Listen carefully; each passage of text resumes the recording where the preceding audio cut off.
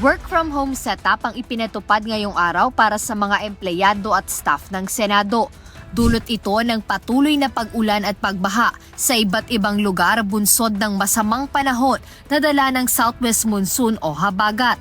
Dahil dito, kanselado muna ang paglilitis o impeachment trial ni Vice President Sara Duterte ngayong araw maging ang regular na sesyon ng Senado. Ngunit kung magtutuloy-tuloy ang mga pag-ulan at pagbaha, posibleng hindi lang ang sesyon at impeachment trial ang maapektuhan, kundi pati na ang schedule ng mga pagdinig sa mga susunod na araw. At kung sakaling magkaroon ng sunod-sunod na suspensyon ng trabaho dahil sa masamang panahon, tinitingnan ngayon ni Senate President Sherwin Gatchalian ang pag-schedule ng budget deliberations tuwing Sabado.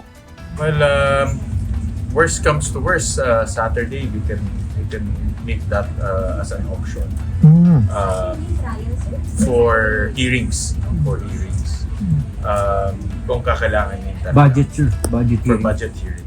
Wala namang problema sa nasabing schedule ang bagong Senate Committee on Finance Chairperson na si Senator Joseph Victor J.V. Ejercito. Gayunpaman, inaalala niya kung kakayanin ba ito ng kanilang mga staff at empleyado sa Senado.